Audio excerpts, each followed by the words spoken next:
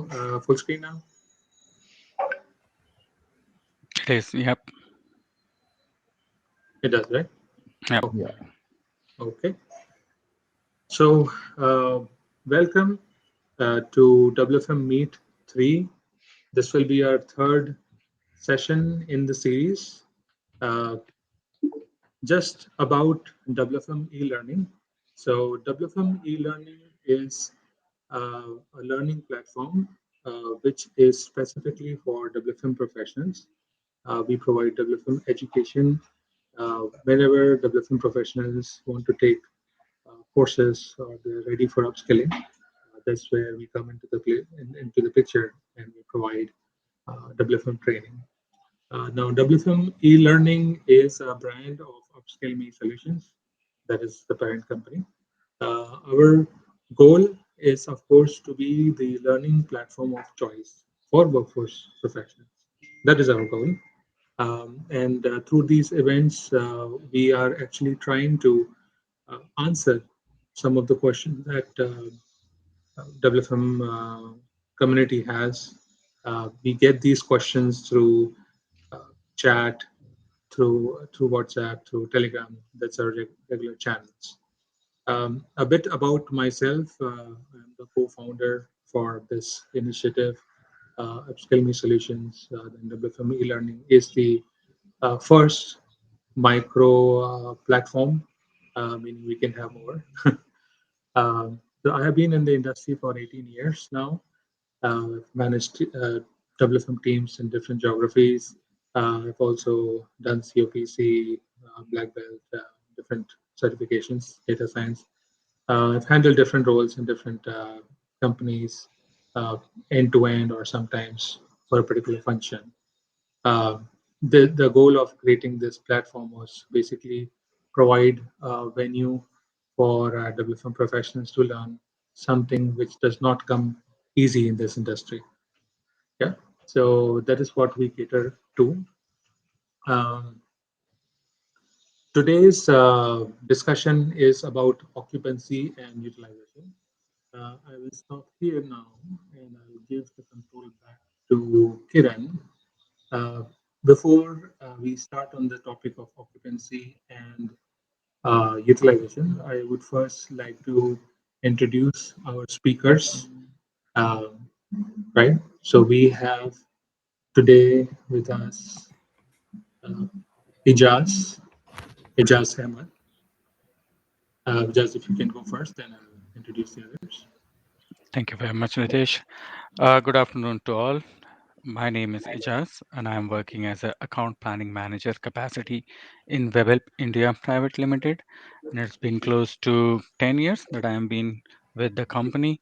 Earlier with that, I was with I Get Putney and Concentrix, and it's close to 16 years that I have been in this industry and contributing as much as I can. Thank you. Great. Let's go with Jagan.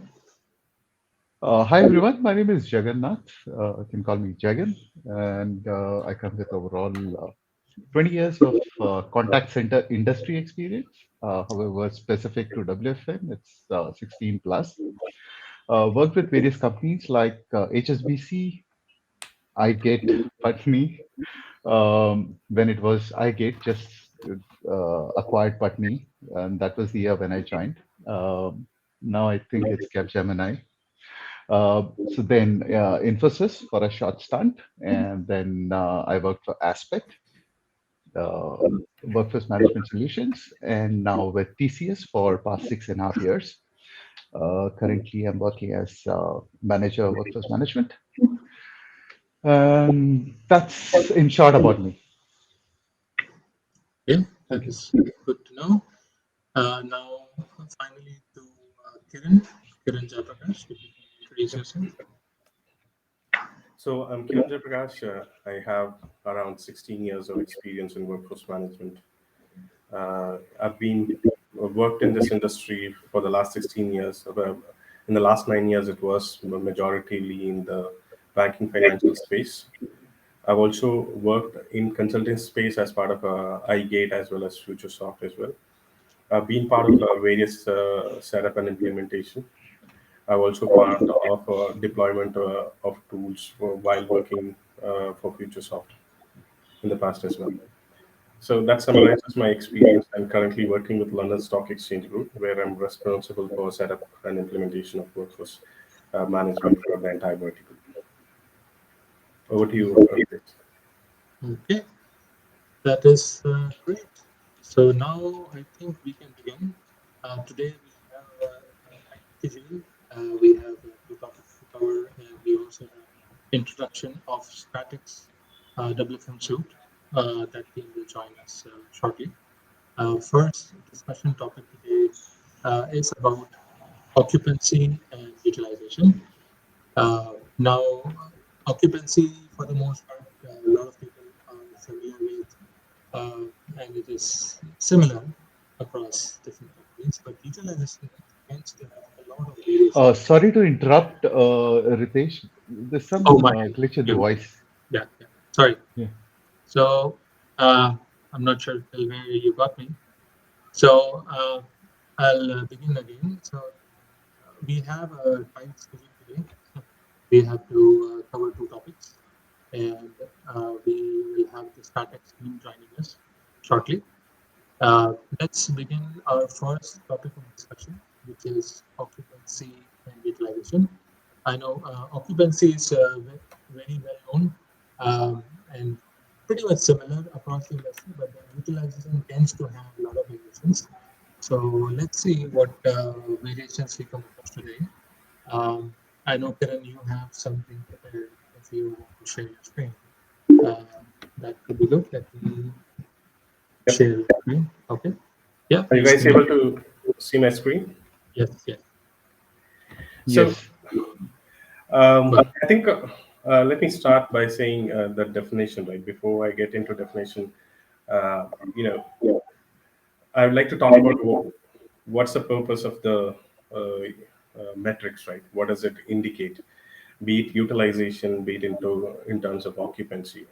Occupancy is an indication. What happens is how much time an employee is actually working or spending working with customer or customer queries or waiting for a call against the time that he's waiting for a call. So the definition is pretty simple. It's total handle time divided by total handle time by avail time. In there is also a different definition where total logged in time minus the ox time. That is technically total handle time by avail time as well. So, in order to say what is total handle time, is a combination of talk time, after call work, hold time, and the transfer time. So, whereas when it comes to utilization, is a simple ratio of work produced divided by the expected capacity, right? If somebody is working for 8 hours, and if he is productive working for 5 hours of work, where he's taking calls or doing outbound calls, or he's available, or is on productive ox time, divided by the expected time. Technically, if you consider 8 hours of shift, out of that, if a resource is productive for 5 hours, which includes a combination of inbound, outbound, available time, and productive time, and expected time is supposed to be, which is excluding the break time of an employee, is 8 hours. You will be able to arrive at a utilization percentage, which is, in this case, the person is productive for 5 hours, which is when you express that in percentage is 62.5. So okay. most importantly, right, in some organizations, the definition of utilization varies, where we see Hello. uh, break time being included in the numerator, sorry, in the denominator as well. Okay. In what we feel is this metrics utilization should अभी exclude आने break. वाला है। हाँ, मैं आपको थोड़ी देर में 1 घंटे बाद फोन करूँ, मैं किसी कॉल में हूँ। हाँ, ठीक है, bye bye.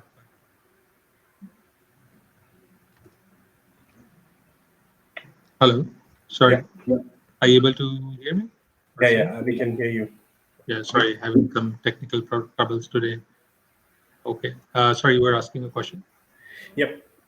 I would like to know your others thought about we primarily need to focus on what does this metrics mean to an individual. What's the purpose of this metrics, be it utilization or the occupancy itself. I'll Yeah. stop sharing this. I'll pass this question to Jagan, and we can start a conversation from there. Sure. Sure. Go ahead, Jagan. Thanks, Kiran. Beautifully explained. The concept of occupancy and utilization. Uh, so it's rightly said that different organizations use different calculations, metrics, depending upon the convenience, right? So we'll have to understand the importance of each metric and how it is used and what are the benefits of it, right? So from that, can I share my presentation and then go forward from there, or Yeah, that's perfectly fine. yes, sir. Yeah. Yeah. Okay. Sure. So let me exit the full screen.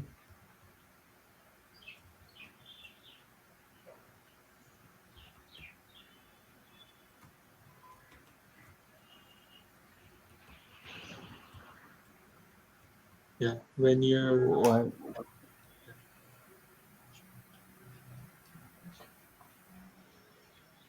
yeah, let me know once you're able to see my screen. yeah, we can. Oh, 1 second. Let me turn it on. Yeah, there you go. Okay. So yeah, as he said, many of us either we use occupancy for utilization and utilization for occupancy, or a different way in terms of using occupancy. So that is being viewed. However, when we look at it, these are completely two separate metrics, and they have a specific purpose why we use occupancy and utilization. So if we look at it, first look at the formula which has already been discussed. So occupancy is, of course, the total time divided by total handle time divided by total handle time plus avail time. And the total handle time again is further bifurcated into talk time, hold time, wrap time, and yeah, transfer time, of course, which was missed here. So see, the occupancy actually tells me how occupied or how busy my agents are handling the calls, and how much breathing space they are getting between each call, right? So this basically tells me how effectively I have scheduled, and how effectively I'm handling my customers. So the effectiveness, so it's over and under staffing against effectiveness of the service, right? So again, if we get into a little bit of more details into it, right? So as I mentioned earlier, so this is a balance between how much cost I'm spending over my staff against. So I don't want to spend too much on staff by having more availability, and I don't want to burn out my agents by not giving them breathing space between the calls, right? So if we look at it from uh, an angle where the agent logs in and logged into the phone, ready to take calls, and now I am waiting, right? And then I got a call. I service the call, and then there's a little bit of after call work. I'm done. Now I go ready. Now I need at least couple of seconds to refresh myself before I pick up the next call, right? So if the scheduling is such that immediately I get another call, it goes on for some time, it's good.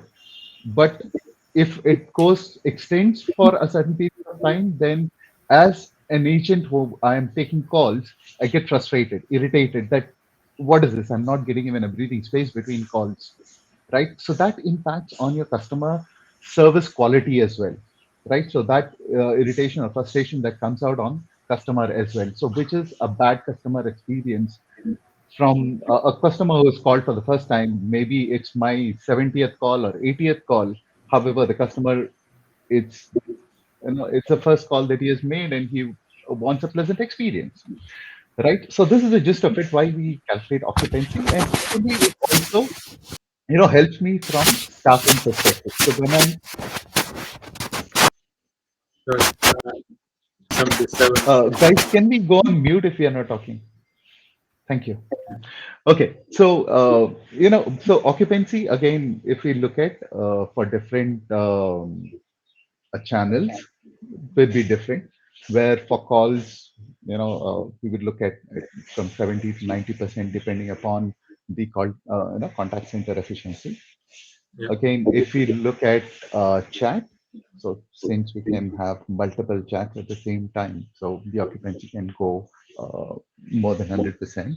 And for emails, we look at 80 to 100%, depending upon the workload that is coming in. So mostly when we look at chat perspective, you already have the inventory at the beginning of the day. So the emails that have come and one after the other, I process all the chats.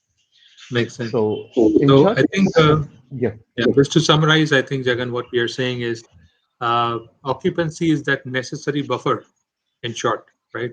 It is that right, necessary buffer that you have to give to the agents so that they are servicing the call in a good manner, or they're not getting burnt out, right? In simple absolutely. So words, it's a breathing space it's that a they breathing get space, correct? between call refreshing time. Yes, Yeah, that's what it is. It is a breathing space. It's an additional buffer. Just because you have to be real, you don't expect people to work like machines. You don't expect 100%, someone to be there and take the calls one after one. A machine can do absolutely. that, but not people. So Not you give people. that breather space. That's why you have this occupancy parameter, which adds that buffer into our staffing calculations, so that when you're Absolutely. staffing, you built in that breathing space in your staffing, right? True. So when Correct. you actually go live, you don't have that trouble anymore, correct? So Absolutely. that's what it So is. that's That's occupancy. Let's hear from Ijaz what you have to say, Ijaz. Hi, team. To be honest, I don't have anything available as a presentation with me, but as I Right. have just heard Jagan and Kiran, most of the topic have been covered. But there is one that I just want to touch base that I guess we haven't discussed about. So occupancy is especially important in schedule design. So it is a very important factor, as Jagan has stipulated that it is a breathing space for our co-workers who are continuously servicing our customers on voice lines. So it is very important for us to make their life easy by modeling what should be the correct occupancy factor baked in while we are preparing the schedules. So occupancy can be used as an input and as an output in both the ways. So there is a common confusion between the people and a common question from the people that is occupancy input or an output.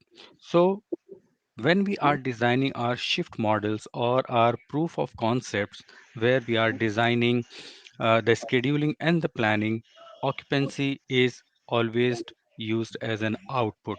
So when I am doing an RFP or preparing my schedules, etc. So occupancy will always be an output basis on the other KPIs like your service level, your shrinkages, and other logistic or geographical areas, and the complexity of the calls as well.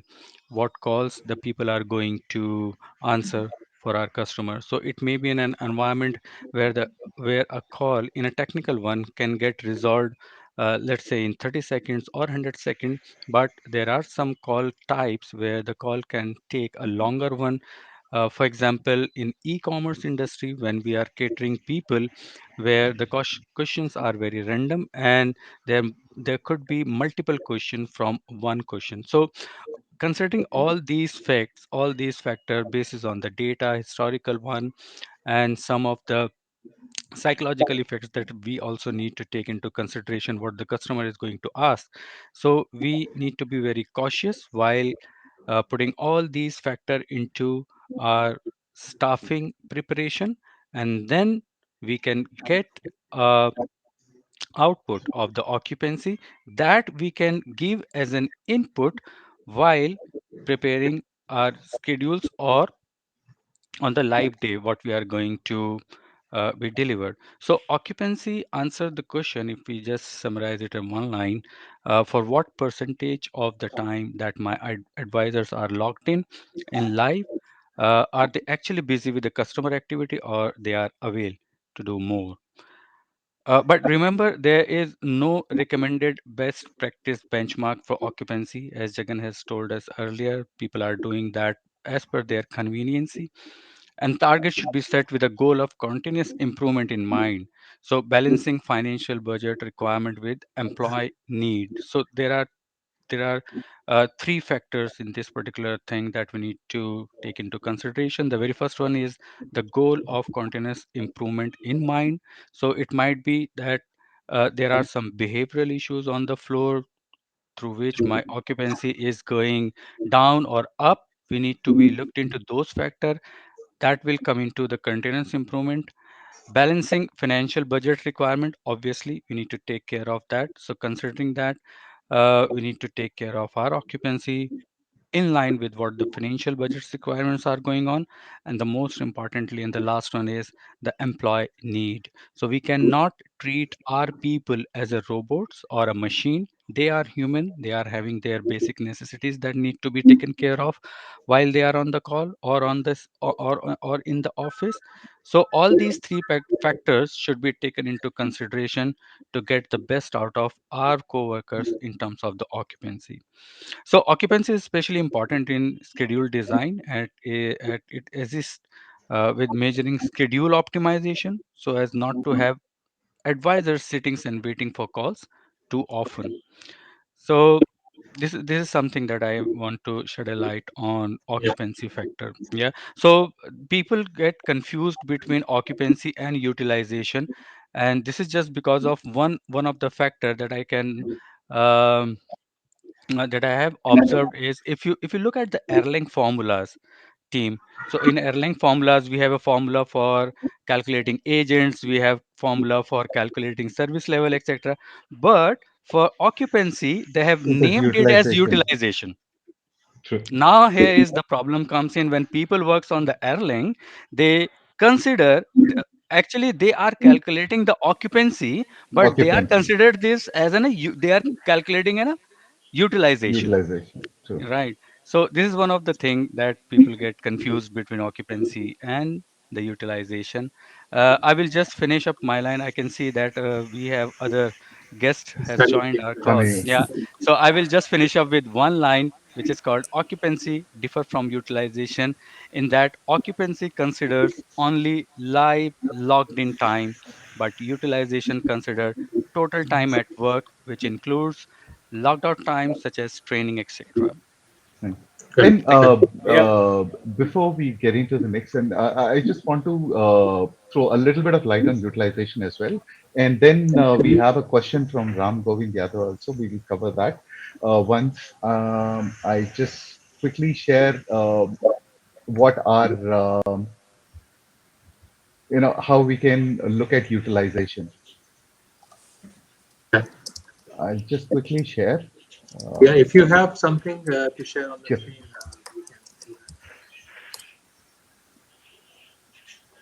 you can do Yeah, just give me a that. Yeah. Just moment. let me know Yeah, if your screen is there. yeah. Can you see my Yeah. screen? I'm trying to check. Yeah. 1 second. Oh, sorry. Toggle it off. Yeah. I think it's visible now. It's visible. Perfect.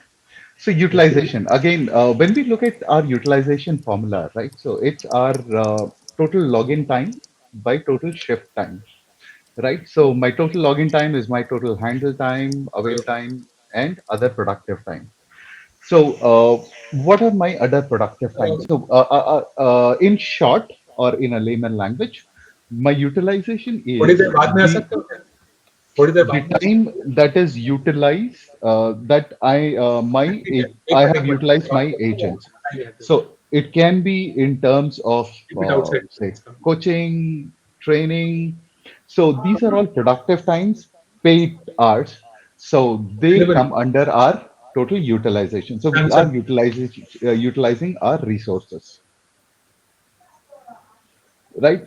So occupancy, it definitely differs from our utilization, because occupancy is only the limited to the live call time. However, utilization includes the other non product on not on servicing calls rather. Yeah, that's true. So So as far as occupancy and the differentiation between occupancy and utilization is, as Kiran has said in the earlier, what these matrices are meant for, right?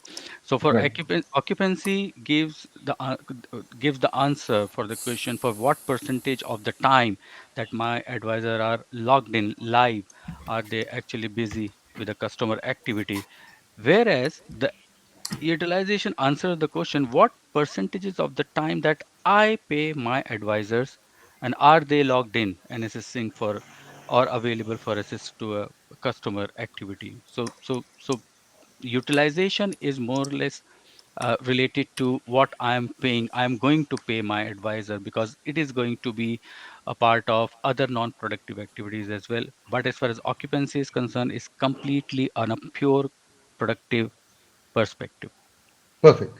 Yeah. And again, in utilization that we see is how much shrinkage. So shrinkage plays a major role here.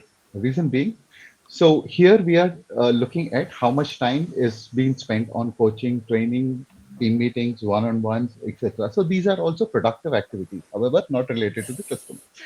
Now, the important thing to notice here is how much time is being spent on these activities and what is the outcome that we are reaping out of this, right? So, if I have certain agents on a weekly basis spending certain time on coaching, training, team meetings, one on one, etc.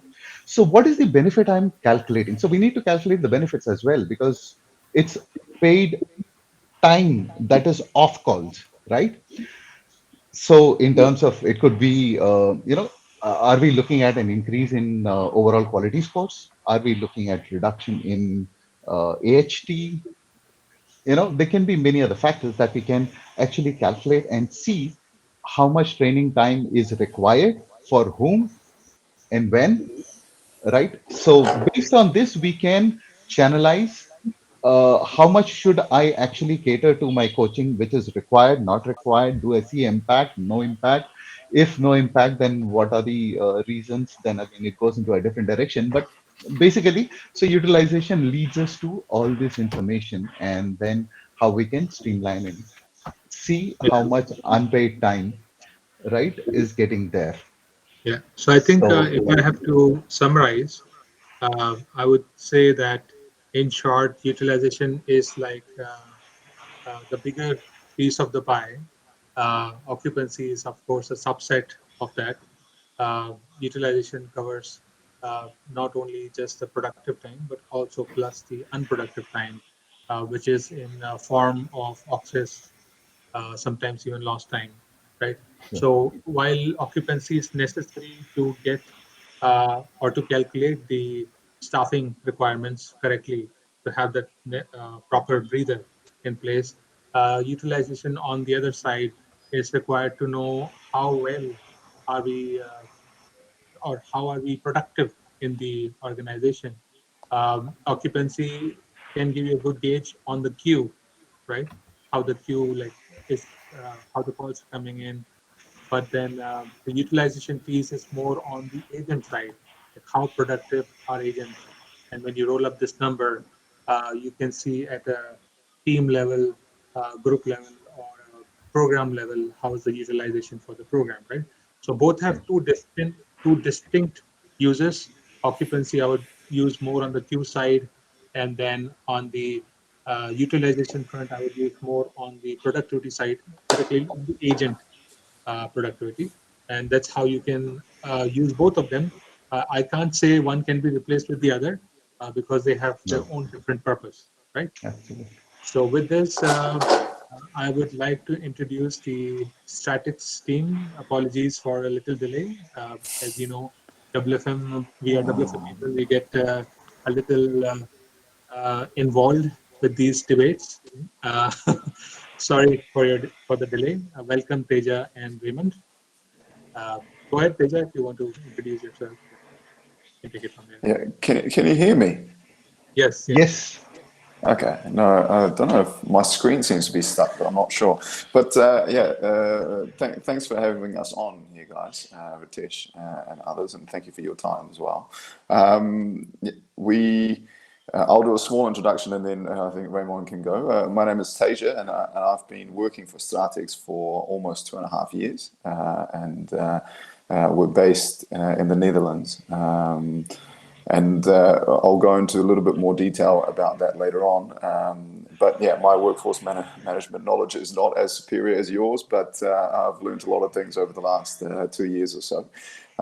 Yeah, so that originally I'm from New Zealand, but yeah, I've decided to come over here and work in Europe. And yeah, that's a little bit about me, right?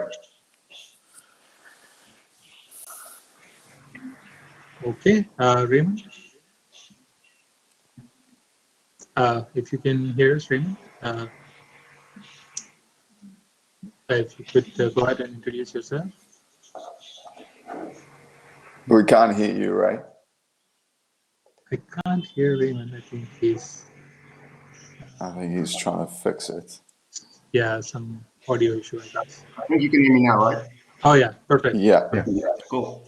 Yeah, I'm Rem Vriends from the Netherlands. I work with Teja at StrateX, and my job is product manager, product owner. So I'm developing the workforce management software here at StrateX together with the team, of course.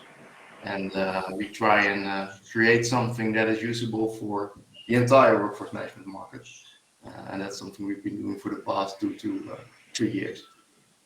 Yeah, that's great to hear. Again, just a bit about StrateX. I have known them for a little while, and it's definitely a very great product which I had the pleasure of having a demo. And one thing I can say is StrateX is definitely a challenger in its category because StrateX primarily was founded and they were primarily into WFM consulting. So the knowledge that they have gained through consulting has now poured into the software. That's why it's like I can easily say that it's a WFM software created by WFM professionals. Hence, there is that ease of use, and the understanding is there that we do WFM data from a WFM tool. So, of course, I'll not steal the show here. I'll give it back to Teja. Go ahead, Teja, if you want to share more details Yeah. about it. Yeah, I'm just asking to share my screen. Yeah, perfect. There you go. Great. And, Can you see my screen? yes, Yes. I can see your screen. Go ahead. Yeah, let's hope. Yeah, just backing up on what Ritesh has been saying. We were founded in 2017. Obviously, we're based in the Netherlands.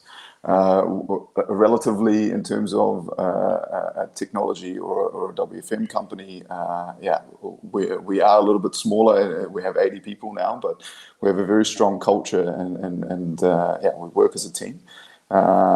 We are WFM professionals who are contributing to build WFM software. So we have essentially two parts where we have about 40 consultants working in the field of workforce management in the Netherlands and even in Belgium a little bit and in Germany in terms of some of the assignments that we get during Corona. Some of it is online, obviously, but yeah, we're a dynamic scale up company.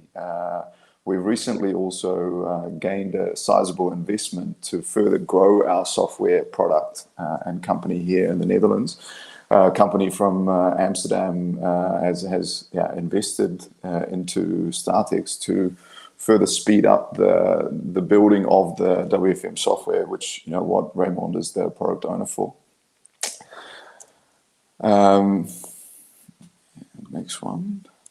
Yeah, as I was saying, we've got 80 employees, we've got 60 plus customers, and even through Corona in 2020, we had a 200% growth in our company. This is a small look at our product portfolio in terms of what we offer at StrateX currently. Consultancy and operational expertise there, tied together, touching different parts of the market. Consultancy, we're leading more towards change in WFM and sort of having new strategies in place and looking at team leaders and operational leaders as a whole. And we also have a slightly different proposition in there, but from a WFM point of view, that's what that touches. The operational expertise or our WFM professionals are our forecasters, our planners, our traffickers, so on and so forth. So that is the operational side of the business. And we've also recently launched a new initiative within the Netherlands WFM market, which is WFM as a service, where we completely go and facilitate the entire cycle of workforce management. For our clients, from obviously they give us the average handle time or service levels they would like to meet, and it is totally up to us to be able to deliver those results that they're looking for. We're very close to also piloting this over here with a possible customer, so we're very excited about that. In terms of on the right hand side, we also offer business and WFM scans. So this is also part consultancy, but we basically have very experienced personnel like yourselves in our company who have been doing workforce management for 15, 20 years. Some less, but they really understand the whole implementation process and have a really good overview of how WFM should be functioning in a company, basically. And we do a stock take. We go in and we provide a scan of, okay, hey, what could be improved and where and how, and try to further optimize your workforce management cycle and your operational stuff, basically, in a company. And the other two parts are the workforce management suite in terms of our software. That's our core product that we're building, and which is Raymond is a product owner for. I'll show you in another slide. Obviously, we're trying to fulfill the whole WFM cycle, and how we go about doing that. Demand planning and forecasting is a sub-product that we've recently built. Raymond has also been working on that, and that is purely forecasting based. We started our workforce management journey with the forecasting module because we understood that that was a pain point for a lot of customers that are out there.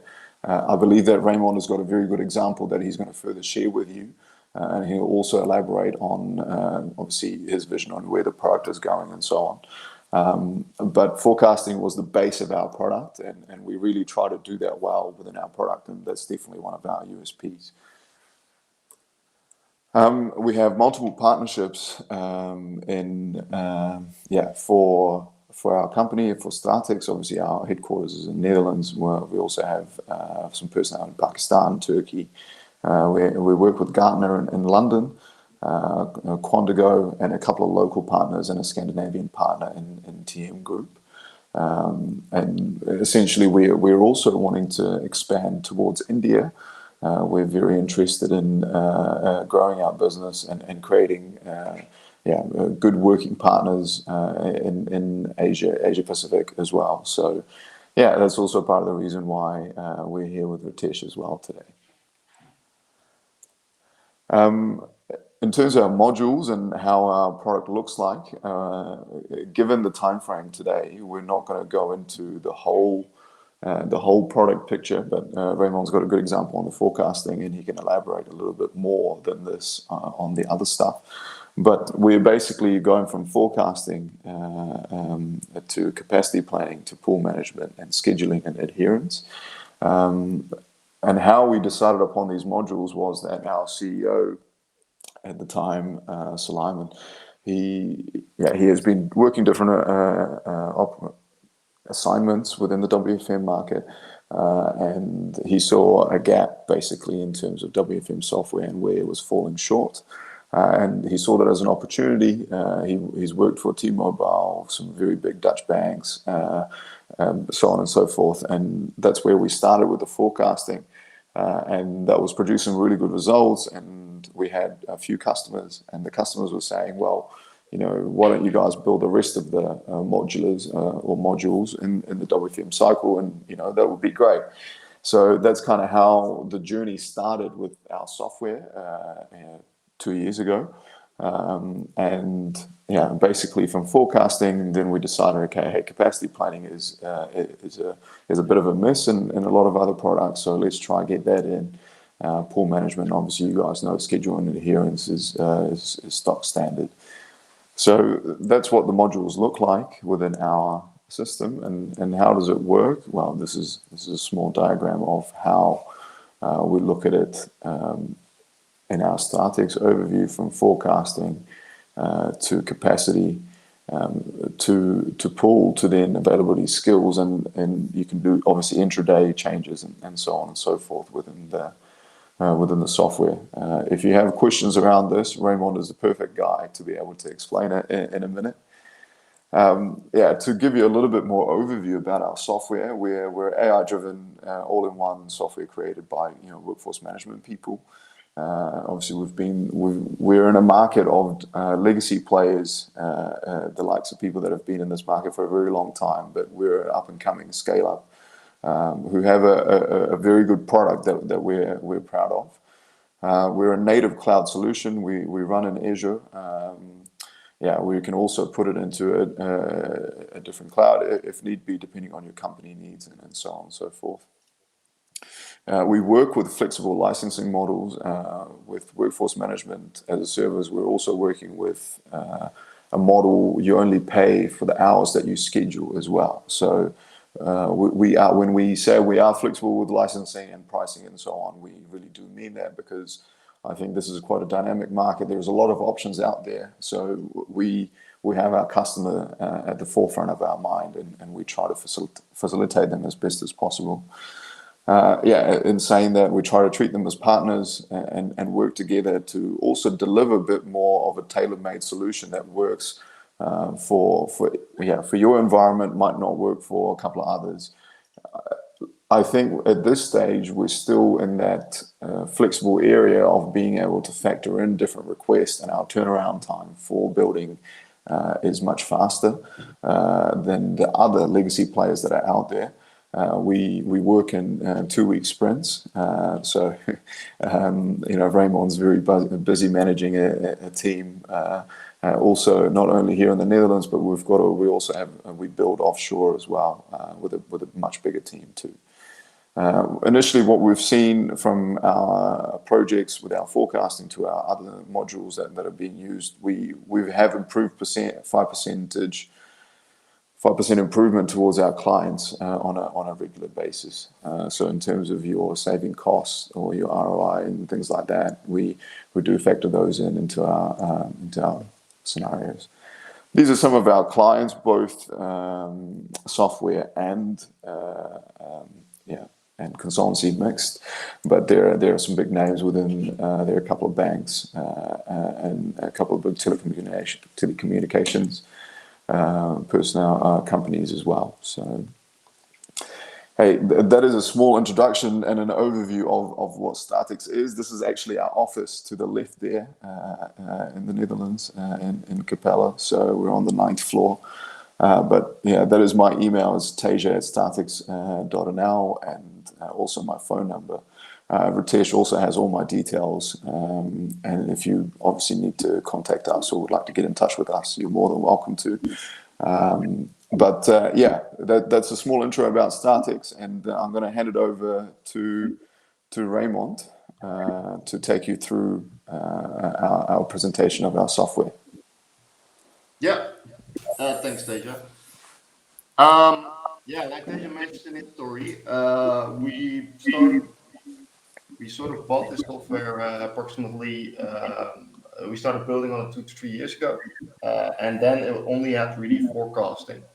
And what we've built into it is capacity and scheduling now. Um, what we really believe and what we try and differentiate from others is that if your forecasting is done well, then you can do your capacity well. And if you do your capacity well, then automatically your schedule becomes a lot better because everything has been done correctly beforehand. And that's also why we spend a lot of time with our clients setting up the environment, making sure that all the work that's coming in is in there, and that we have as much data in our system about those queues, about the calls that are coming in, so that we can start analyzing that.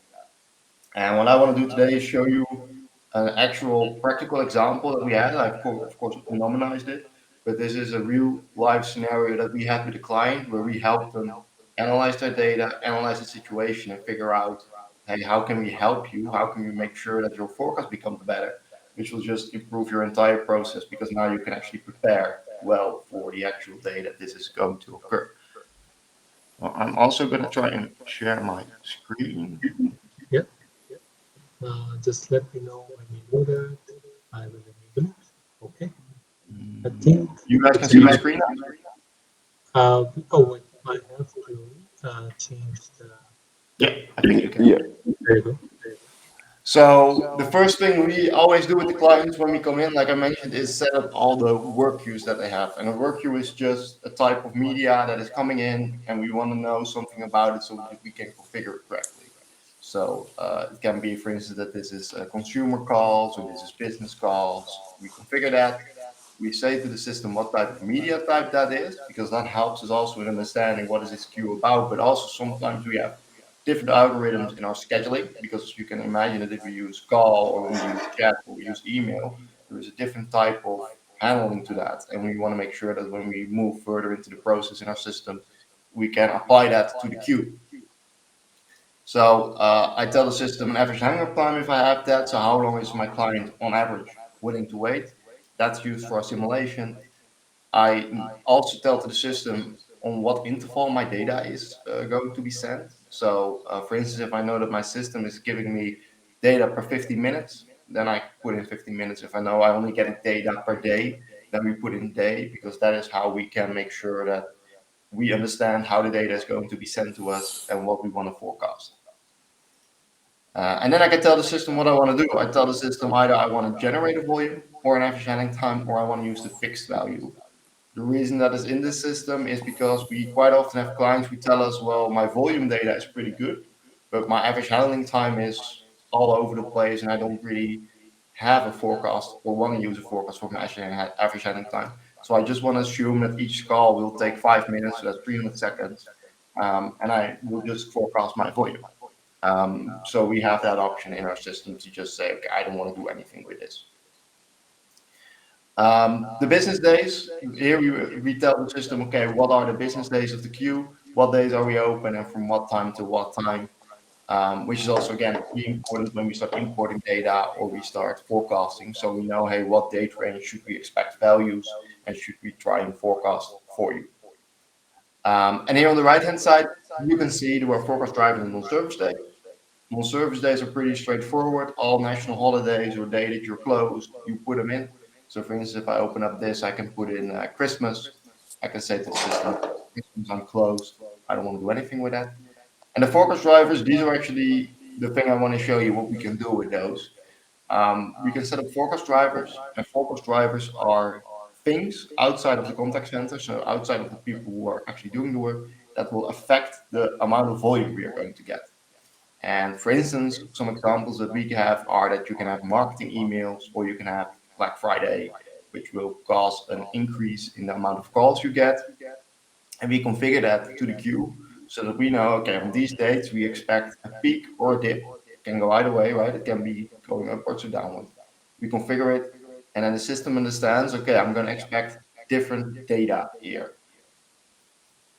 So I set all of it up. I save it. I won't do that now because I already have one set up. And I get a complete overview. Okay, what have you set up? What is being used within what you have in your environment? What we then do is we start to import our data. So we usually get ACD data system or a different type of system that gives us the data. Okay, what happened over the past period? In this scenario, I actually have 2 years of data. We usually prefer to have 3 years of data because it gives us a better pattern and we can predict better. But in this case, I've imported data from 2019 until, well, last month. And what the system basically tells us is does an analysis of this data. And this is really important to us because we don't want to just give us your data, we put it in the system, and we assume that data is perfect. No, we know that every time you have data, there is going to be outliers, there is going to be data that doesn't fit the pattern of your data. That is the analysis that our system does. And in this case, the system has imported the 10,000 values, and within that 10,000 values, it has found 752 outliers, which you can also see here. And all of these outliers are highlighted, and the system tells us, okay, this is the actual value, which is shown in red, and the green value is actually the value that it thinks it should be. So it tells us, okay, this value is up there, but I expect it to be lower. And you can see that quite often here, it is suggesting the value should be lower, but you can also see a couple of times it suggests it should be higher. You also get here an overview of all the rows, and I can again see, okay, this is the imported value, so what our data tells us, but the system suggests 34 on this date. And this is just based on analysis, on pattern recognition, saying, all right, this value I expect 92, but you gave me, I expected 34, but I got 92. That seems like a big deviation. There is a configuration for that in our system. We have set that up for everyone. It's not something you configure yourself, but the system looks for a deviation that is twice as big as the expected value. And then the user can do two things. It can say, okay, I'm just going to accept it. Then you don't need to do anything. The user can say, well, actually, I think it should be somewhere in between. So for instance, I can say, okay, this should be 62. Or I can say, I just want to ignore it. And that means I'm going to ignore the suggested value. I just want you to take in the imported value. If you've done all of that, you click continue, which is currently all the way at the bottom. And then the data is imported into our system.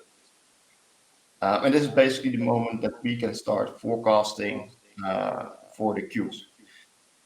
What we usually do is we set that up. Here you can see that each template, we have one queue, but we can also set this up to, for instance, combine some queues. So for instance, we can say, okay, I want a new one, and I want to forecast WhatsApp, and I want to forecast consumer in one go. Then you get an aggregated forecast of these two. We still forecast them separately, so you can zoom in on those.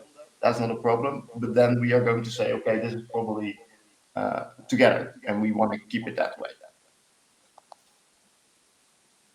And what I want to really show you is that when I set up the queue that I'm using as an example, I also assumed the marketing mail. And again, this is a real life scenario. We knew that each day this client was sending out marketing email. And what we basically did is we said to them, okay, just tell us on what date you are sending out marketing email and how much emails are you sending out to the clients. So we don't need to know what is the impact on your volume. We just want to know how much emails are you sending out. And here you can already see that each day almost in 2021, but also in 2020 is set up with a marketing email. And on all these days, the client said, I'm sending out marketing emails. And here you can see the actual value, which is the actual amount of emails that we have sent out. Now, what I did for this example is I actually first created a forecast in our system using the regular data, no driver. You can see here in the black the actual volume, and here in the blue is the forecasted volume.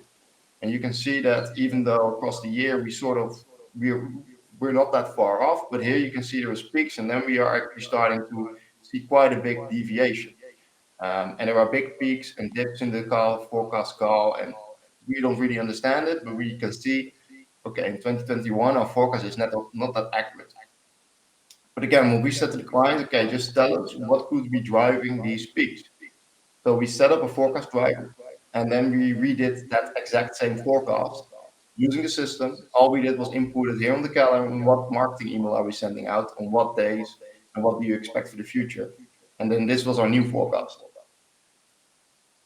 And you can see here that almost all the peaks are now being included. It's able to forecast these perfectly. It's able to see, okay, now then I expect it to go this higher, lower, higher, lower. There are still a few of deviations in here that we find interesting, especially these big dips. So these will be further points that we discuss with the clients. We start to look at and we say, okay, just tell us what could have happened on this date and this moment that could have caused this. Then we see, can we make it into a forecast driver, or should we maybe take this out as an outlier? Is this maybe an outlying value that will never occur again? Because then we can put that out, and the next time we won't be using it for a forecast. And here you can clearly see that if we use drivers in our system, then the difference it makes on our forecast is just gigantic, and we can really start to predict, okay, this is what we actually expect to occur at these moments. And again, this forecast is used within our system. We use this for capacity templates so that we can see, okay, how much people do we expect to need? And we also use this towards scheduling. So this is used through our entire system. You can just say to the system, for this week, for instance, I want to use forecast version 2. And then we reuse that. And that means that we will schedule the right amount of people at the right time. And this is really where we try and focus with our clients when we implement. Okay, don't just implement our system, don't just put it in there, but let us help you analyze your situation, make a good configuration, and from that, we can do a good forecast, create a good capacity plan, and then go into the scheduling. And what we have noticed quite often, and we also see this in the recruits coming, is that people are focused on scheduling because that seems like the end point, and people want to get there. But we really believe that this area this will really improve your environment, but also really create that difference in results and that cost reduction because you're doing the right things at the right time.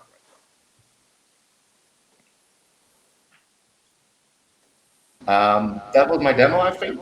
Are there any questions?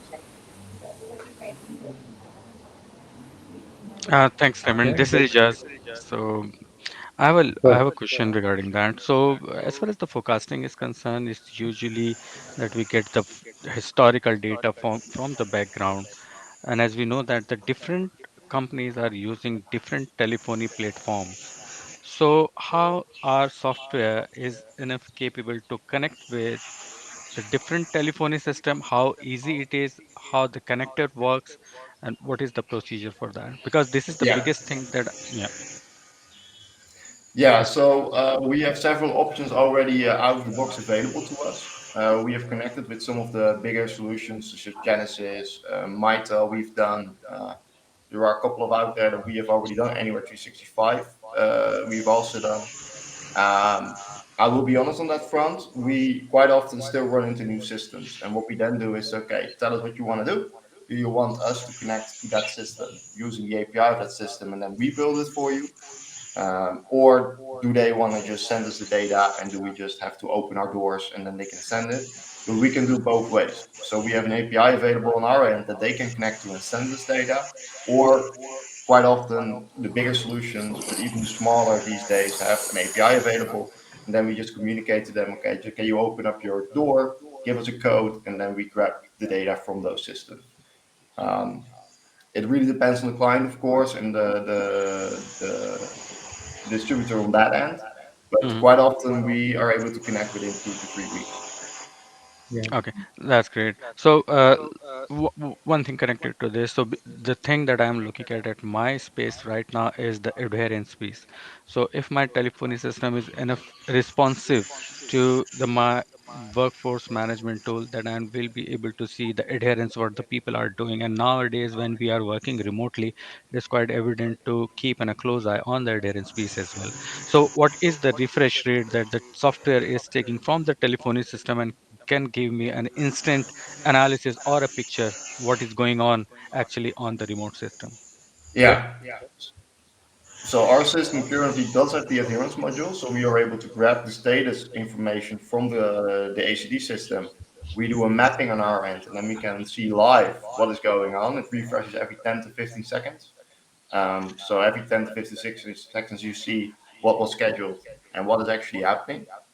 What we are still working on is giving insight to that from a dashboard so that the user can see the workforce management professional can really see, okay, how am I doing across the day, right? Because most of the time he also wants to see how is my day been going, because right now only tells me what is happening in the moment, but maybe across the entire day I'm doing really good, or maybe really badly, and then I should probably keep a closer eye on it. But also give that insight to the user so that he can see, all right, I as an employee can see I not really close to my adherence, so maybe I should pay a bit more attention to following my schedule and making sure that I do the right things at the right time. Okay. We are still working on that. That is still on our roadmap to further develop. Right now, what we do offer is the adherence screen where we connect the status is visible and you can see the moment right now. Yeah, makes sense. So Great. definitely, just to let you know, I have actually seen the tool. I got a demo, and definitely all the necessary modules are there. Today we just displayed the forecasting module because that's the most strong module I have witnessed so far. With the cleaning of the anomalies. Um, and then definitely, I have seen the real-time screen also, all web-based. There's also a portal where agents can submit information like the leave swaps and all. So the whole suite is there, as you would expect in a WFM tool.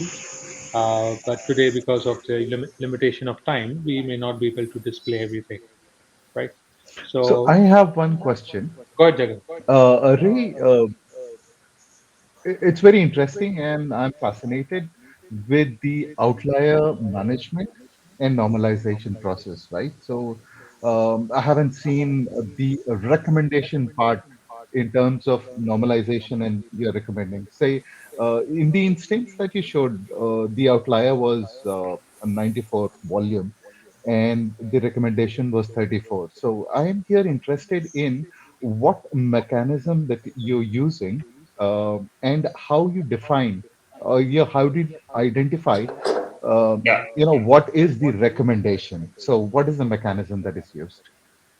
Yeah, So, so basically what the system does is using the data that lies before that point, it just looks and basically does a quick forecast. So it says, okay, I have all these data points and then I expect this one based on the week, the month, the year, the seasonality to say, okay, I expect a 32, but you're importing a 96. And then it says, okay, well, that seems like a very big outlier. Again, the differentiation is somewhere about around two. So it's two times as big. So then it says, okay, I expect this to be an outlier. And then for the next data point, it does the same thing. So it grabs all the data points applied before that, makes a forecast for that one data point, and then says, okay, well, what do I expect? What is the actual value? And that's how it recognizes the outlier. right. And it keeps So, doing that all the way across the data set, which is also why our import process usually takes quite a while if you're importing 3 years of data on 50 minutes interval, because we have to do this process constantly. But it does really help you because we believe that this will really make the data accurate. Imagine if you had an interruption of service because of a power outage. Yeah, you don't want right, that in your data because you can't predict a power absolutely. outage. So you want to take that out and you just want to say, okay, this is the value, the suggested value is probably correct. I'm going to use that for my forecasting because next time I don't expect a power outage. And that's where we try and really differentiate ourselves in this area specifically to say, yeah, that's what you need to do. So we're not Absolutely. trying to automate your forecast really. What we're trying to do is give you the tools that will give you the generated forecast. And that gives the forecaster far more time to analyze the data and analyze the situation. Why is this potentially an outlier? What happened on that day? Right. Yeah, makes sense. Makes sense. Thank you. Kiran, do you want to ask any question? Or No, I was more interested from a forecasting module perspective because you did tell about forecasting. Because if you look at majority of the industry uses like a nice uses weighted average. What's a module that you incorporated? Second thing is the normalization technique that you used. What is it? Is it a coefficient of variation that you used for normalizing and finding an outlier? For the first part, what I can say about it is that there is an R library behind this, which is quite an often used algorithm for predicting uh, these kind of calls. We do use a customized version of that, We've actually worked with a professor in Boston who helped us with making the right configuration so that it matches a call center. So we have done quite a bit of customization in the back end, of course, to make sure that it matches our specific needs. Um, for the second part of your question about the normalization, I'm not Yeah. entirely sure what you're asking. No, I think you were able to predict there were 780 plus odd outliers so over Yeah, data. So, what's the normalization method that you consider? Because sometimes it could be a seasonal pattern itself, because you see the recurrence happening in the first year, second year, and third year. And, yeah. it's seen as a, exponential improve, the trend seems, when I look at the graph, it seems consistently recurring over a period of time. Yeah. The thing is there that, of course, the data set that I used for this example or this actual client situation was that they gave us 30-minute data. And that, of course, causes far more values to be forecasted, and also causes a big deviation, because sometimes if the day pattern is, for instance, saying 30, 30, 30, 30, and then suddenly there is a 50 in there, that seems like a very big deviation based on the day. So that's why when you're looking at these bigger data sets, and especially 10,000, as long as we see the data where there is, and this is more a human process, there's nothing in the system that says, okay, this is the maximum amount, or then it should be normalized. But if we see more than 10% outliers, we usually say, okay, this seems like a bit too much. So we should maybe just look at your data in general, or maybe start aggregating it to hour level or day level, because your data is just not consistent. It's too variable. And that's also a process that we try and help the clients. But I will be honest, if the system just predicts this should be this the value, and that's the actual value, then it does take into account the seasonality. It does take into account the yearly pattern. But that's also why I said we need 3 years of data, because that's when we can really see this pattern come occur. What we see often happen is people import data for 3 months, and then we can't predict the trend or the seasonality. Yeah, that every time you now import data, it's going to tell you it's an outlier, because if you have an upward trend suddenly, the system needs to adjust for that. And what we have seen from our experience and from testing is that within 3 weeks, the system has recognized that new trend. So if you import your data then for 3 weeks long, then the system recognizes that upward trend, and then it will start predicting that. And as long as it keeps going up, it will be yearly. But if it goes back down, then it will understand the next time, okay, this is probably a seasonality. So it's within this period of time. So it really depends a little bit on the configuration and the data that the client can offer. What we usually recommend is, if you don't have the data, then just give us what you have and let's start building the data. Just don't make a long-term forecast then, because we already know we probably can't predict what's going to happen next year, but we can predict what's going to happen next week based on the current trend and based on the current situation. And then within a year of time, we'll have a year of data, and then we can start looking at long-term forecasts again. Makes sense. Makes sense. I'll have one more question. Um, you have the forecasting model. What about the campaign management? When I say campaign management, there is a regular trend, and there is a marketing strategy or a new acquisition Yeah. that kicks in. Is there a module separately that run can parallelly and show a combined view? Today, what happens is, in majority of the tool, we may have to do it manually, do it on spreadsheet and upload it onto the tool to get the Yeah. visibility. Is that something that's available on you as a capability? So there are a couple of options in that area. We can set up a work queue that has a start date and an end date, and then we say, okay, we expect the campaign to last from this period to that period. But that does, of course, mean that that queue specifically doesn't have any data, because we don't, and so it's hard to forecast. So usually there is a discussion going on here. Okay, is this part of a specific skill of people, and do we just want to add a driver to that queue, or do we actually want to create a separate queue? Is it a separate skill, and do you want to see that separately within your forecasting? Depending on that answer, we use the configuration. But in both scenarios, of course, the situation is you can't use a forecast driver without historic data, because if you add a forecast driver in the future with an impact of 100, because we are sending out 100 emails, and there is no historic data, then we don't know what the impact is going to be at all, because we only know, well, you're sending out 100 emails. We don't see any change in historic data, so the impact is zero. So we do need a couple of data points for the driver to start predicting how much impact will this have on your forecast. for the work queue configuration, we can of course create an Excel sheet where a forecaster can say, this is what I expect to happen. And then we just import that. Then we see, of course, the actual data, and then we can start saying, okay, we maybe need to adjust our forecasting. But again, this is a process where we can forecast, but for forecasting, we need historic data. So we need something in our system. We need to create something that tells the system, okay, this is what we expect to happen, or this is what happened in the past. Thank you. Okay, makes sense. Any other questions? Anyone? I believe there was a question from the audience. Let me quickly check. Ram had a question about um, is there an interface for consultants?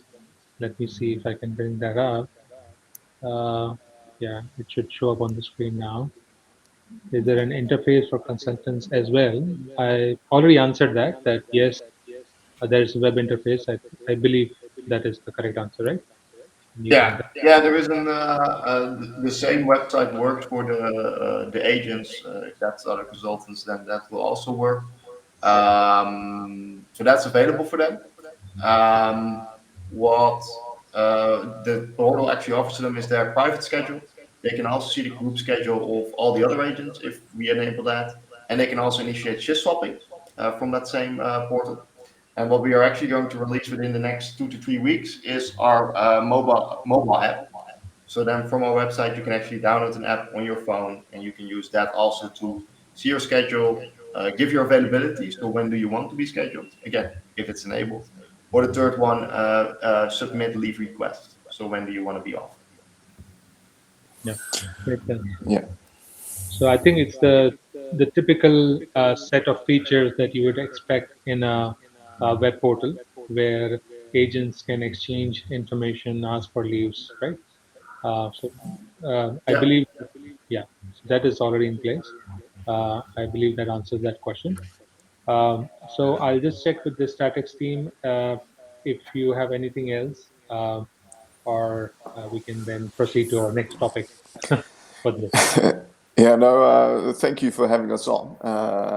Appreciate your time as well, and to everyone watching as well. So, yeah, I think on a finishing note, as seen in the presentation, yeah, we're a scale-up company that is moving at a pretty fast rate within this space.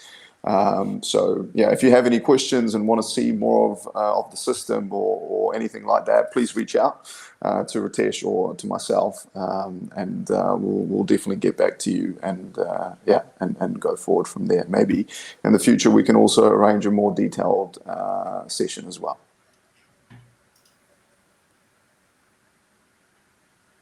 Sorry, can't hear you. Thank you very much, Teja. Yeah, and Thank you. thank Yeah. Thank you. Thank you, you, Ray Teja. and Deja.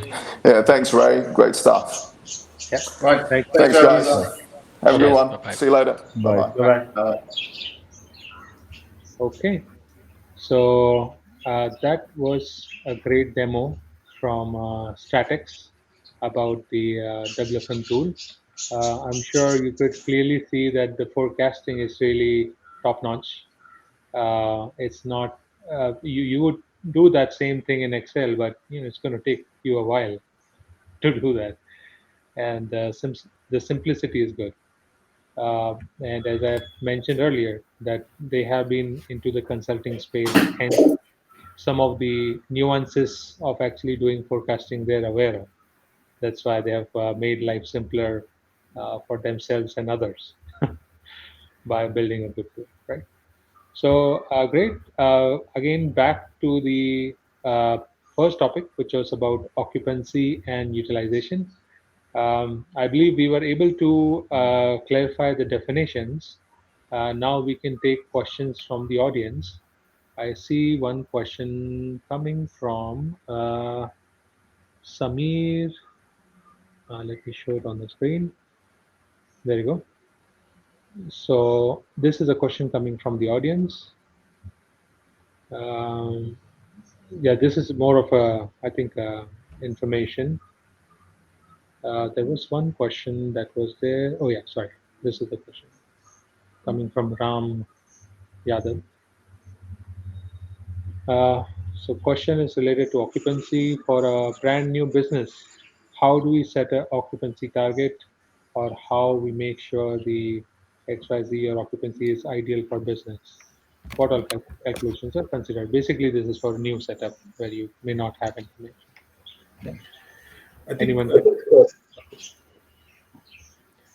you know there are Well, two ways to look at it. One, we need to understand and identify what industry is it, and what is the we need to have a kind of interview with the client to, if there is no historical volume, right?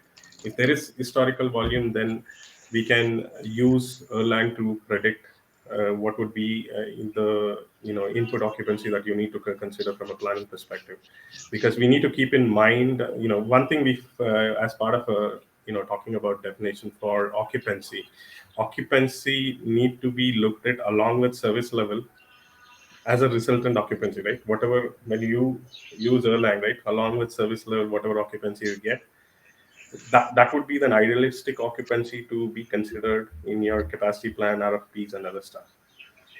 In case if there is no data, I'm assuming this scenario that has came up is because it's a new business, there's no good amount of historical data, then we may have to ask a client, right, what's the nature of business? Is it an e-commerce business? It's a telephony business? Is it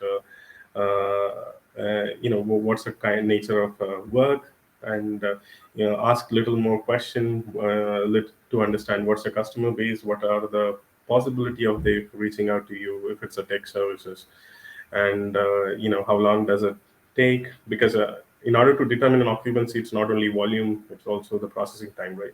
The greater the processing time will also have an impact on occupancy. The greater the volume, or vice versa, right? It will have an impact on occupancy. So asking this question will help you to have an estimated understanding about how much your volume is. Then it's a little bit of sense and trying and relating to an existing business and trying to use a similar pattern to determine based on which geography it is, where what kind of customer. For example, in my previous organization, we did come across similar there, but they were able to articulate, yeah, we are focusing on segmented customers above 60 years, because the cost was of the telephony, or the broadband services was very less as compared to the competitor, right? They were focusing on tier 2 markets, and obviously people aged above certain category, uh, technically about retired people.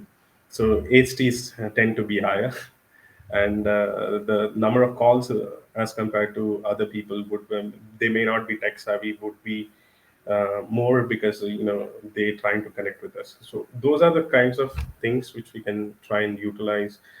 This would be a judgmental basis. Over a period of time we may have to try it, and eventually we would, over a period of time we'll be able to accumulate the actual data, and we should be able to determine it. So I gave both perspective. uh, you know um, I, Jagan or Rajas, if you have any, or if you have a different perspective, I'm happy to hear that. Yeah, no, makes sense. Ejaz, you want to go next? Sure. Thank you very much, Kiran. So most of the things you have covered on that particular topic. So I just want to touch base too, which we have discussed in the earlier part of this discussion. So we need to understand why occupancy. So the very first point is to understand your business need and balancing your financial budget's requirement. So we need to calculate the occupancy to balance our financial budget requirements, which is very important to run the business. So to run a business, what the financial or the budget has been agreed, your occupancy should be in line with that. So if you are talking about a brand new business, and of course, if you don't have the data, then you need to rely on some of the factors which are already in the market, looking at if you have running the similar or a much similar kind of business in your company right now, you can take that data. And again, as I told earlier in this session as well, the target should be set with a goal of continuous improvement in the mind. So it has happened that initially for the new business, if you are going to set up a KPI for the occupancy, it could be a 60% or 70%. That might not be in line with the financial budget requirements, but over a period of time, as we are going into a new business, we need to be continuous improvement on the occupancy one. And the most important thing, team, because the people are going to run your business on the floor, so you need to also consider what the employee need is. You cannot treat our people as a robot or a machine. So you need to also think about, is there a mix of full timer people, is there a mix of part timer people, are you going to have split shift people where the 4 hours in the morning and the 4 hours in the evening they are going to. So all kind of those stuff we need to look into the consideration while considering what exactly the occupancy target should be. uh, for the businesses which already exist in the system, it is easy to calculate that particular parameter because you have the data, you have the calls, you have the AST or other factors, shrinkages, etc. So you can design a proof of concept in terms of the planning, which will give you an output of occupancy, what it should be measured as a KPI. Another important point, team, is here, the occupancy must only be measured on a contact center wide level. So please do not make a mistake to calculate the occupancy on advisor level. So it cannot be used as an advisor target. So advisor cannot control when they are when they are going to receive the calls and shouldn't be pressurized by handling time. So it's a measure of the resource planning team only and not a measure of advisor productivity. So some of the points that we need to keep into consideration. So as just to summarize in a bullet point, the very first one is balancing your financial budgets requirement. Number two is your employee need. Number three is continuous improvement in the mind. Number four is please measure it on contract center wide level, not on the advisor target. So this is my views on this particular question. Makes sense. Jagan? Okay. So as Kiran and Ajaj, summarized it, most of it. So there's no much deviation from what they have said.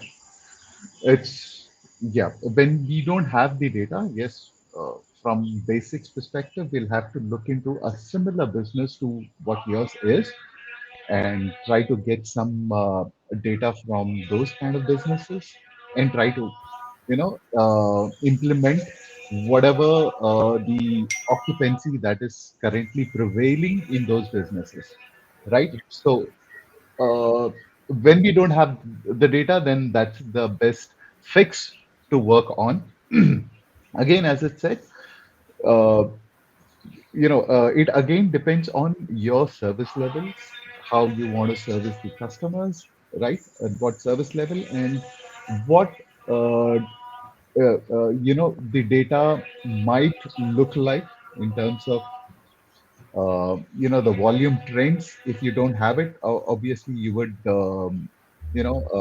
hire or take the data from another business, a similar business, and try to see what your customer base is, right? You may not have the call data, but at least you would know what our customer base would look like, right? So based on that, then we would calculate what my occupancy should look like, Makes right? sense. And of course, it's always, as Ijaz said, continuous improvement. First, we get into an assumption, as we may not get into an a standard accurate occupancy targets, but get into a baseline target, and from there, as and when you pile up the data, you gather the data, you extract the data, you start working on that. Makes sense. Yeah, so And on that particular front, Jagan, expert says that if your call center is running on 80 to 85% of the occupancy, that means you are going good. But if you are going beyond that, that means you are going to burn your people. Yeah, yeah. absolutely, That's where it is. Yeah. If I can share my screen, can anyone see my yeah. screen? Yes, Yeah. So Yeah. what I also wanted to do is to give some some tactical advice how to get like the optimal occupancy in Excel, as the question is With pointing regards to to, calculation also. because you don't have actual data, right? So then in this case, if you have a new program, if you at least get uh, pattern for 1 week from the client, or if you get a call arrival pattern from a similar industry with the same hours of operation, then how do you get the optimal or simulated occupancy, right? So this template will display that. Let me share my screen. Is it visible to everyone? Yes, yes, yes, it is. Okay, perfect. So typically, how you go about doing that is first you get the volume, which shows here as forecast calls, and you kind of paste that here. And of course, you can have different templates in your companies.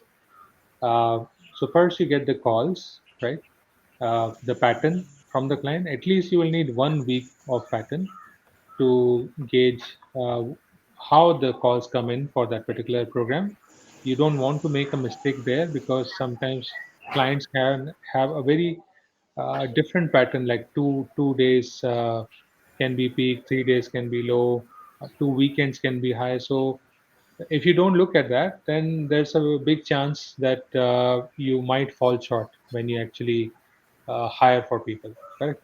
So you need to know how is the call arrival pattern for this program. So get the forecast by interval for your program. Then next piece is to apply Erlang to get, as you know, Erlang, you have this agents formula. You can also use fractional agents. I know that's another topic, but usually agents, you can use these assumptions, your AHT, your volume, your shrinkage, not sorry, sir, your volume, AHT, and then the service time, right? 70%, 30 seconds. So this will then give you the requirements. Yeah, so it will give you the requirements. So this is how you can get the FT required, and then you can then use the utilization formula in Erlang. Same thing. Again, I've taken calls and I've used the utilization formula. As you can see, the utilization formula here uses the agents as an input. That's why I did that agent step first, so that I know the agents in that interval, then the calls per hour, and then the AST. Then the result it gives you is the this number, which basically tells you how busy uh, will we be at that time. You can kind of roll up this number, do a sum product weighted average for the day, and you can again do a sum product for the week to get the weekly utilization, right? So by using this utilization formula, I'm sure you can learn this. So there are many ways to find this out online. Just check, look for the Erlang.xls plugin online, and you can see you can download the Erlang plugin, and you can also look for some content on the website on how to use the utilization formula that will basically give you the occupancy per interval, which you just roll it up. So this 66% will be the uh, true occupancy that you could expect from this program, right? So to go back to the question we had, that if you have a new program, how would you know their occupancy? The answer is simple. You would simulate that, right? And you'll simulate to the best of your knowledge to whatever is given by the client. You would try to include that in your simulation, right? And try to come as close as possible to what is going to be the future, right? Because you don't have the program right now, so you can't exactly say, okay, it is going to be 70, 80%. The simulated occupancy is going to be 66%. And again, I'll connect this point to the planning assumptions also, right? Many times I have seen planners directly take the occupancy number coming out straight from the ACD system. While you can observe that, you can observe the occupancy trend.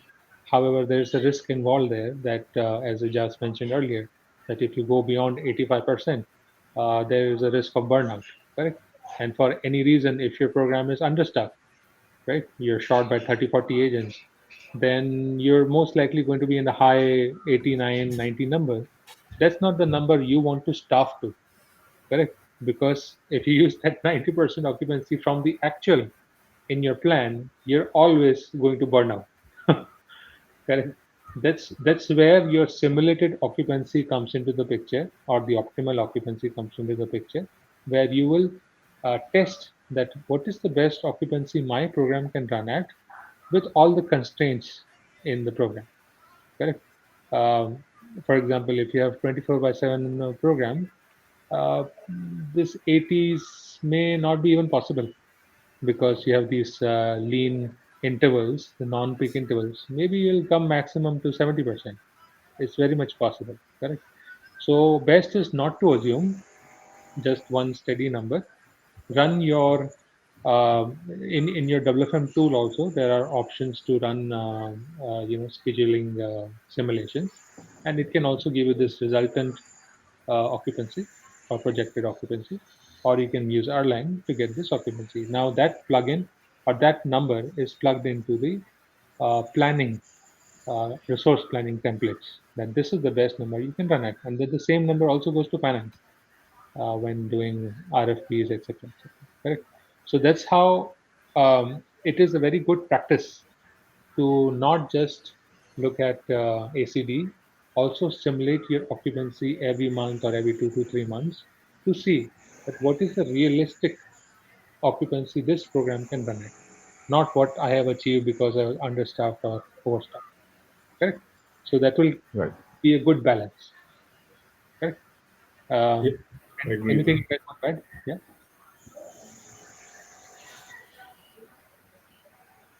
I hope we um, addressed that question.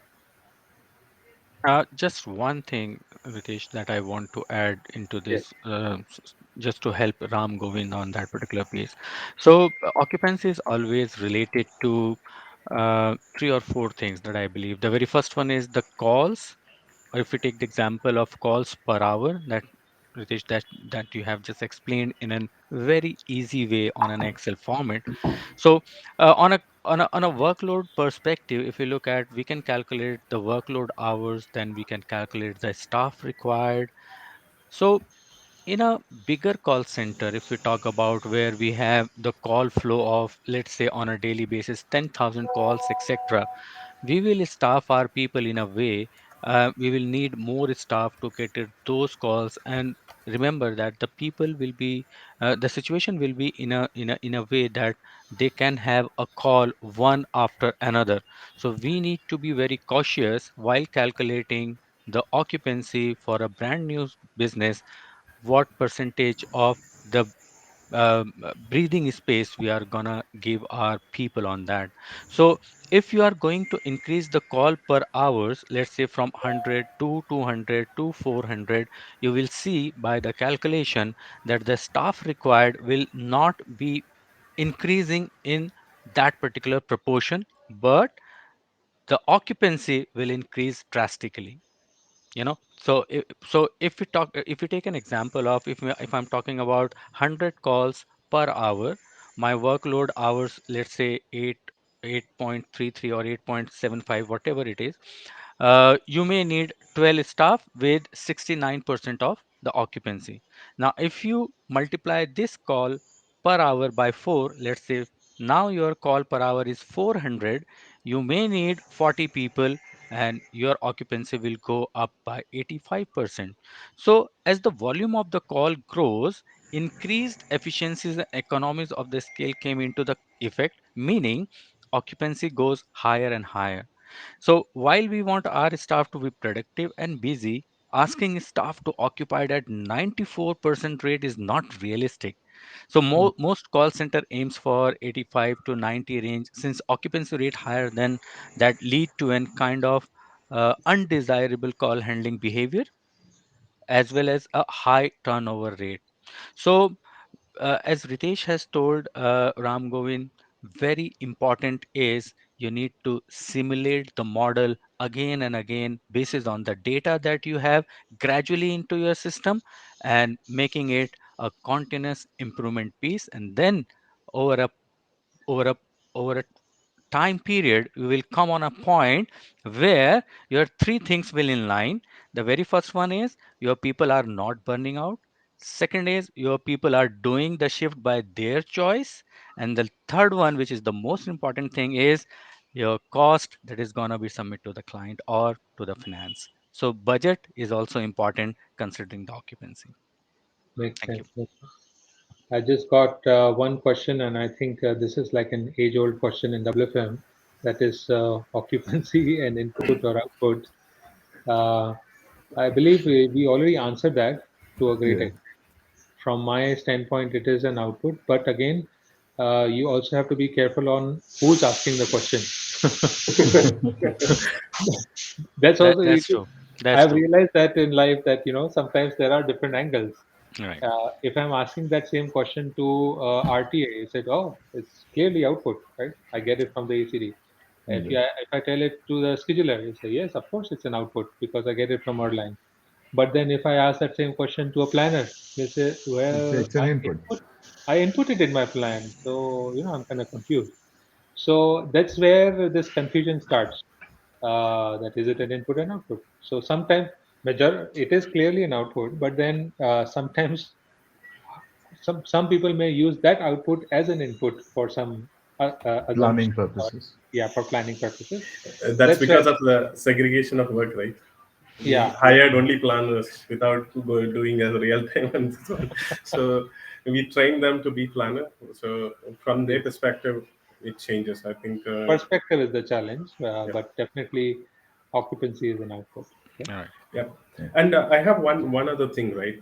Wherever you've seen a higher level of occupancy as a resultant metrics, your after call work will increase because that's how people will learn to take some breather By themselves. that time, yeah. Yeah. Yeah. So in majority of the cases where we have seen, technically, what happens is when the availability time increases, people will wrap up faster. Hmm. Correct. Yeah, so that is what is called undesirable call handling behaviors. Oh yeah. No, it's So simple, right? So when you have avail time, why you want to, extend your entire AHT and get highlighted? So better I manage my ACW and then sit on idle, right? Or sit on avail. yeah. So if I don't have breathing space, I know, I'm going to get another call. So let me take my breather with my ACW, Hmm. right? So Hope, that's hope, natural instinct. yeah. So Hope that some happens. agents are not listening, so we'll be spoiling some habits here. So yeah, I think I have to disconnect some of the agents. Like, okay, we're not here to share bad habits. But yeah, to your point, you make a valid point, Jagan, that sometimes people, as they know to play with the system, they will use these loopholes.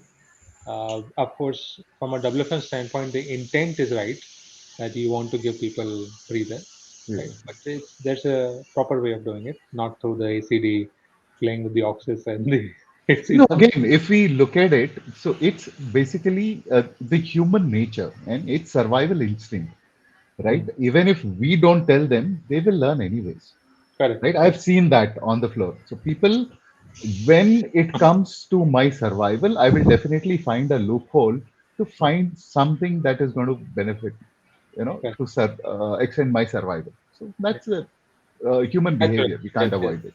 So before people go into their own creative ways, let's account for occupancy properly and give them the time so they don't go and do these things, right? People, Yeah, Yeah, it's very simple. Treat people with respect. Give what is due to them, as Movie said absolutely. in a previous conversation. That if the company is getting benefit, because with a better occupancy number, the trade-off is the person will stay longer. It will contribute. They will contribute longer, better to the Absolutely. company. Fine, you return the benefit back to the person, right? Absolutely. uh, yeah. Another point that I just wanted to add over here, Yes. occupancy is also related to the overtime. This is another perspective that I can add over here is, so the important thing is We need to keep that in mind that the size plays a role. So Yes. just because it's desirable to be in the 85% of the range doesn't mean that you can get there. The reason is small centers that wishes to deliver an 80/20 service level and place sufficient staff in seats may simply not be able to achieve occupancies above 70 to 80%. So larger center have just the opposite problem. So their large group efficiencies may allow them to staff for the same 80/20 service level and have occupancy number over 95%. So in such a cases, these centers have to pad an extra workforce until the additional staff number brings occupancy down to a tolerance level. So Mm. if you are not rightly staffed calculated while you are doing your staffing calculation, then you need to add extra staff in a larger center, which of course is going to be resulted in overtime. Makes sense. Makes sense. Yeah. So I think we have answered all the questions today. The last question I saw was for the input and output. I There's some think question from Samir. Samir, one second. Let me just check. I have the one for now. Ram just replied. No, Then Samir, we have addressed. oh, His was more of a comment than a question, Yeah, hmm, so Samir is sharing saying, view. in my view, occupancy is not 100% controllable factor for WFM. So we have utilization, which includes factors controllable as well. For example, quality feedback, coaching, etc., which are part of utilization but not part of occupancy, which is true, Samir. Also, it's now time for us to move on from occupancy and start tracking only utilization tracking because most of our work are blended like voice and non-voice, where the occupancy works only in voice. So this is how yeah, Samir has framed this question. makes sense. Makes sense. Good, good. So I think we did cover that, and Ram just provided his inputs also. He's on chat. Uh, so Yeah. Ritesh, the important point in this particular question is, which I am seeing, Samir asking us if we Mhm. should start avoiding occupancy to calculate now and more concentrating on utilization because Yeah, we are in a blended space now.